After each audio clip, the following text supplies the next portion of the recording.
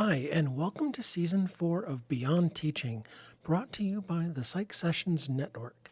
This series is hosted by Susan Nolan from Seton Hall University, Adiyinka Akinseler-Smith from City College of New York, City University of New York, Asani Sewell from LGS Legacy Weight Diabetes Institute, and yours truly, Eric Landrum from Boise State University.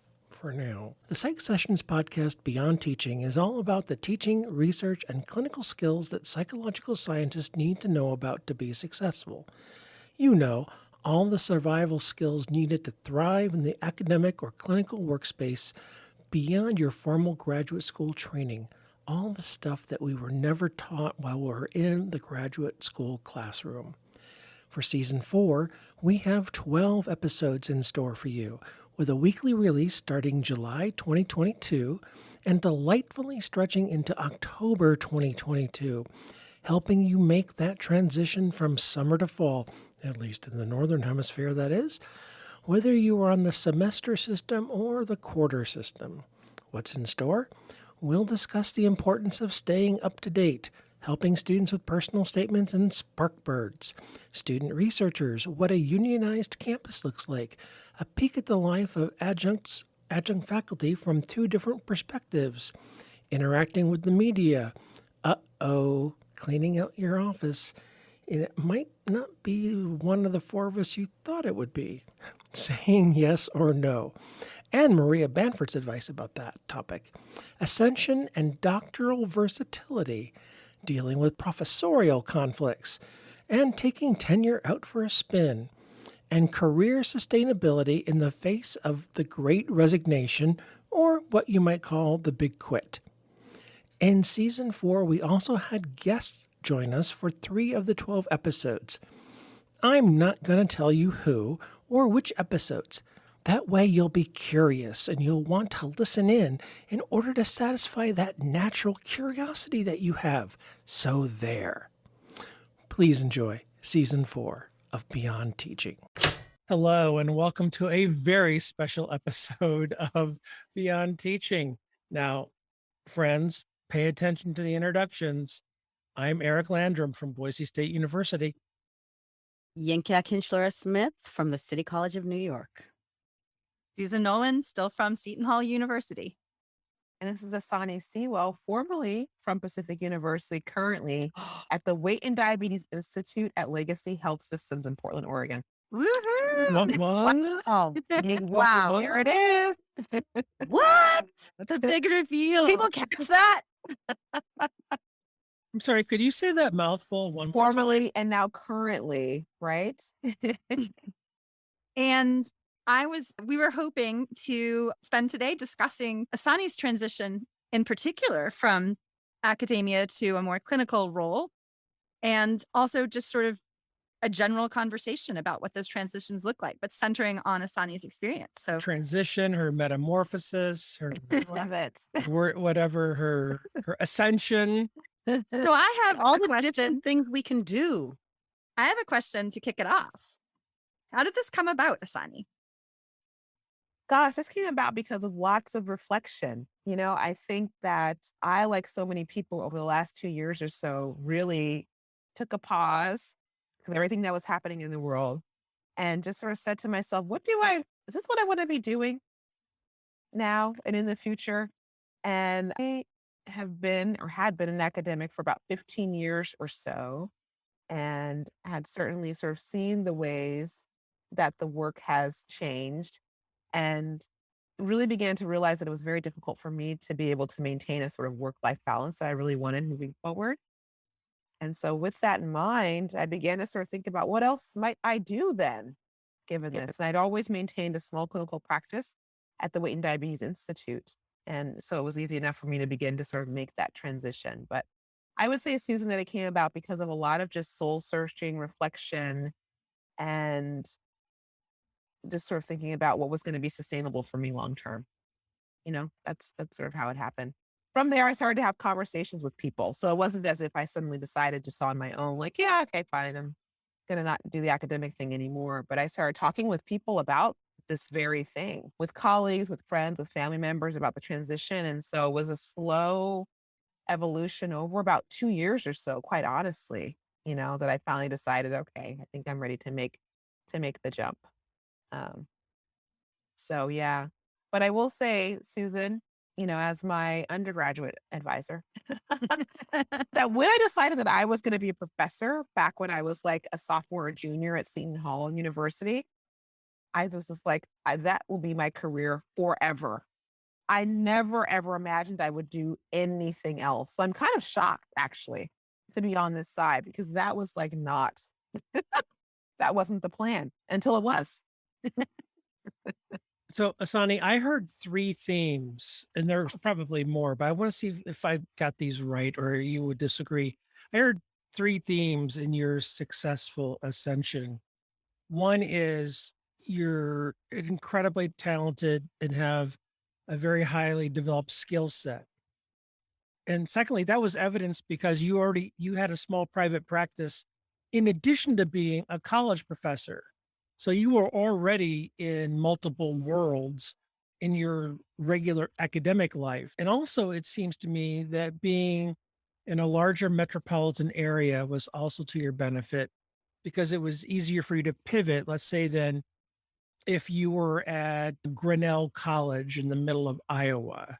Let's say it might have been a harder pivot for someone with your skill Which, set. by the way, is where, I mean, I know Eric knows this, but for our audience, that's where Asani used That's to where I was. teach. Did you just pull out of the air, Eric? I thought I was, but obviously that can't be pulling it out of the air. I was trying to think of a small place. That's where I was before I came to Portland, Oh my Oregon. gosh.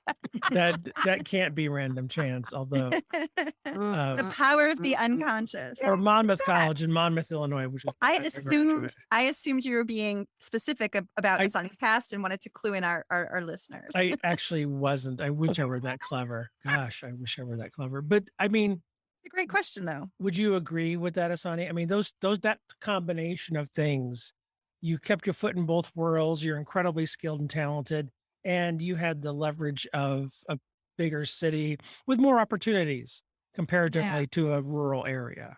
I think that definitely played to my advantage. The first thing about being incredibly talented, I mean, humbly, thank you, Eric, for saying that. But I will also say that I think that folks that have doctoral degrees in psychology are talented and have a wide range of skills or even master's degrees, honestly, in psychology. It's a field that when you have the degrees and credentialing, I really do feel there are a number of things you can do kind of with that degree potentially, especially for those of us that are clinical psychologists. There's a lot that you can sort of do with that degree. Yes. And in fact, I think a small piece of me, when I was that sophomore or junior in undergrad, sort of thought, well, if I ever want to do anything else, clinical psychology seems like a good one to have because there are other things that I can do with this besides be a professor, even though I thought that I would never do that. So that would be that piece. And I do think that it was very helpful that I had my foot in both worlds because I'd been in my now current clinic for 7 years or so, very, very part time. That juggle at times seemed very laborious. And there were times that I thought to myself, like, why am I doing this? Like, I could just have one job. It would be so much easier. But I loved it. And it did allow for me to be able to transition in a sort of a smooth way. So that was certainly helpful. And then, yes, Eric, you're right. I think being in a bigger city, I know Grinnell, Iowa very well. I love how you like, quote unquote, pull out of the hat. Yeah. And it would be harder for me to make that transition in a place of population 9,000 versus where I'm here in Portland, Oregon. So that all played to my advantage for sure. Yeah. I actually originally did the reverse transition. I went from clinical to academia, and I kind of hold my feet in both places. And it's a lot of work, as you were saying. And I'm just wondering if you could speak a little maybe to the nuts and the bolts of leaving the academia behind. Were there certain things, certain students, or did you just, I know you said you talked to a lot of people, but were there certain things that you had to bear in mind as you were having these conversations and making and cutting those ties? Oh my gosh. That is what a good question, Yinka. I mean, I think the first thing is that you don't really cut ties per se because psychology actually has many ways is like a small field, right? And for those of us that have been to those conferences before, there's one, the Society of Behavioral Medicine.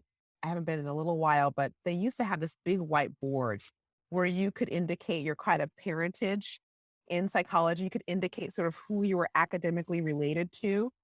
And you begin to quickly see, like, oh my gosh, we're all related to each other. We all know the same people.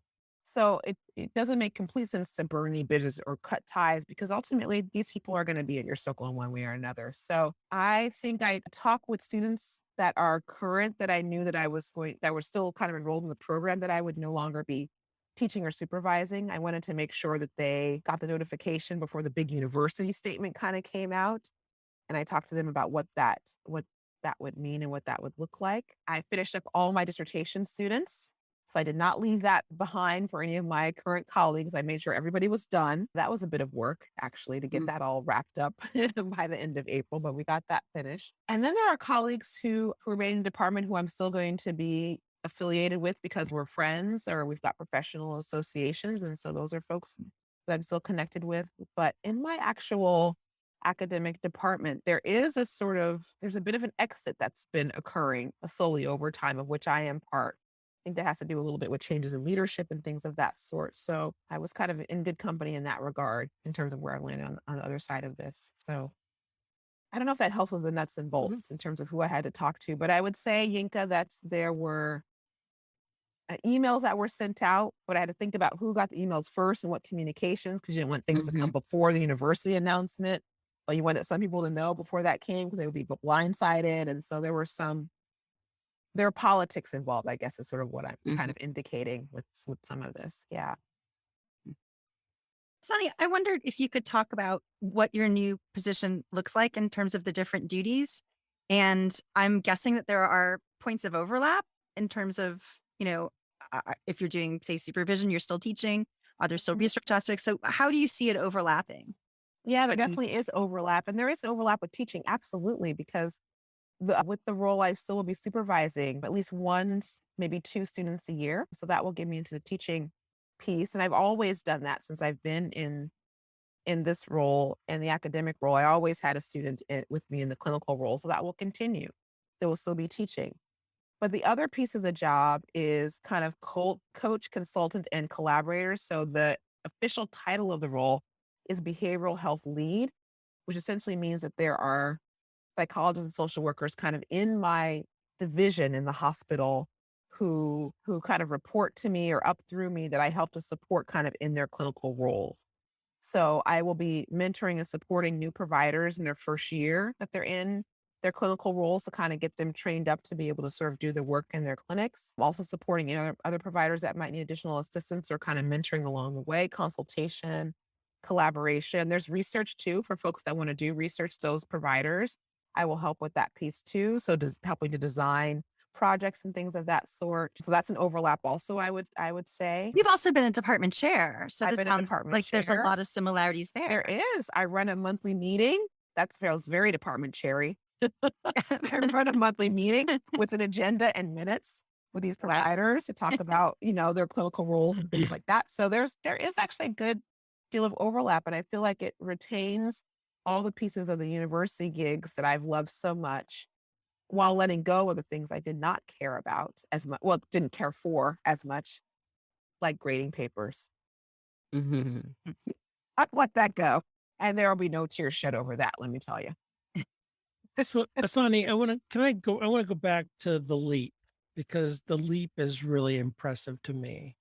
I think tenure in higher ed is a gift and a curse. It's a gift of continued employment for most people, but it's also a curse in that people don't, many people don't look at other opportunities. You had the guts, the charisma, the self confidence to look at other opportunities and say, I don't have to be, and this is my word, not yours.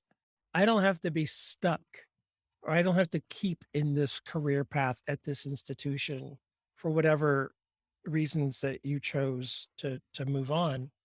But if you hadn't had the job at the diabetes clinic or the inn or the experience with them, and this might be a question you don't want to answer, would you have left your university position anyway? Were you leaving come hell or high water, or were you leaving knowing I really like this place I've been doing part-time work with, I want to go there full-time. Yeah, it's a good question, Eric. I think I probably would have left anyway. And what I will say is that I've had tenure now at 2 universities. I had tenure at Grinnell College, and I left to come to Pacific University and that was driven by the fact that I really wanted to be in a larger metropolitan area. Being in Grinnell at the college is wonderful. Challenging though for me as a queer Black woman kind of in that location. And so I knew I wanted to be in a larger metropolitan area. So I came to Portland to Pacific and got tenure here too, and then left that left that job also. So I feel that I guess I have to give props to my mother here, if I can, to say that I was raised by a strong Black woman who always taught us, especially her girls, that you could really do anything you want. There are no limits here, she sort of said. And so I guess I always imagined that I could do something else, but it was helpful to have my foot in the door at Legacy as a jumping off place. I think that was really helpful. But I think ultimately, I think I probably would have found a way to move forward with the belief I've got a degree that is useful and makes me marketable, and I've got a set of skills that are useful and marketable as well. Well, and because this is my Zoom meeting and I have control over it, I just changed your name on our screen. And so I have the ability to do that. You achieved tenure at 2 different institutions. And so for our listeners who don't get the visual aspect of this, Asani's name on our screen is now Dr. Overachiever. I Because she love it. achieved and then tossed to the wayside to a tenured position. So congratulations. Yep. Yeah, I think for me, Eric, it's in the end, and there's once again this I think this like so many people, this time period that we find ourselves in has had me deeply self-reflective. And at some point, for those of you that have been following the program, I introduced the 88. How old is that woman? The 88 or the 80-year-old self, the 80-year-old me, who I will sometimes consult with when I'm trying to make a difficult decision. And what will she say? This 80-year-old me looking back on life. And I consulted her during this process an awful lot. And I think that what she said is that, in the end of it all, it's not the job per se that matters as much, but your joy, Yeah. and your relationships and some of those things felt spread a little bit thin with the academic job that I had, you know. So that Yeah, was but Dr. Overachiever, one of the things I don't think that you realize is that you had the guts to act on that. And I might ask myself that same question and be too gutless to say, I'm going to take a leap of faith and leave my job after 30 years, yeah. go do something different. This is what I admire But about what you've done and your decision to do it. but I also want to point out, I mean, Asani, you made that decision, but you had something else going on. You didn't just leave with nothing. Correct. You did have something in your back and your front on your side pocket I that did. Yeah, you drew on. and I developed it too over the course of time. So I had 2 years to begin to start talking to Legacy and saying, I'm thinking about making a transition. Let's see what this is going to look. And so it was also able to sort of cultivate something over a period of time. So I would have something to step into on the other end because I could say that I am humbly, that I am courageous and I do have a level of courage, but I also have bills and a lifestyle that I desire to maintain that doesn't just sort of let me just sort of flippantly just leave a position with nothing else in hand. I need to have something else in hand. So And I think this beautifully for me also reminds me of why I love this field is that there's so many ways to be a psychologist or to be in this field, whether it's teaching, whether it's doing clinical work, whether it's consulting. There's just so many ways to do this. And sometimes we forget that and we get locked into things that we don't really want to do or don't like. yeah. And this is really a nice modeling of that. Thank you. Yeah, and I actually wanted to ask you, Yanka, if there were things in Asani's story today that resonated with you with your reverse shift toward academia and the choices that you made then. Oh, totally. Just the seeing the signs for me of, we call in the program, getting crispy around the edges. It became hard after a while to listen to trauma/torture story after torture story. And I had the experience of adjuncting, of teaching. And so an opportunity came up. I thought, let me just see if this might be something that would work for me. And to my surprise, I was offered a position. I can slide into this, but again, while still keeping my toe in the clinical world or the clinical waters. And, since just also cultivating other interests so that it's not for me. Again, what I love is I don't just teach, I teach in many settings, many different populations, and some of the teaching does not involve grading. Yeah. Yay. Yeah. Y'all So- know you're making me depressed because I'm getting off this about to go great essay questions for an exam. So That end of the year. yeah. Well, and the theme I keep hearing is how can we get people to stop? How can we invent something to stop the imposter phenomenon? Because I just heard Yinka say, much to my surprise, I discovered that I could do this. Well, knowing Yinka now, I would be surprised if she couldn't do anything she wanted to do. You know, I'm going to stop there. So, Mhm. Well, I'm really appreciative of you sharing your story, Asani. And I think a lot of people are going to hear it and ask their 80-year-old selves about their own lives. And I also appreciate you, Yenka, weighing in with your transition a few years back. And I'm also very excited, by the way. I'm looking forward to hear this journey and to see how it, and I know it will enrich our conversations here and who we will Yes. bring in. Yes. Absolutely. Asani, well, and here's the thing. You already know this. You have the skill set that if you ever wanted to go back, you could go back. And in Portland, you only have about 40 choices, right? To go back. Right. And you'd probably earn tenure for a third time if you wanted to, because you've already done it twice before. So it's no big deal to you. So Yeah. Thanks, Eric. Well, thanks, everybody. This was a really great conversation, and I'm excited to see how your new role will unfold in our coming episodes. Thank you. You're so right. much. Congratulations again.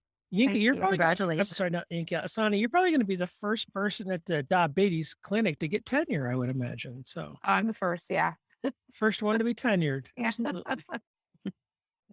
Thanks, you all. Thank you. Thanks, everybody.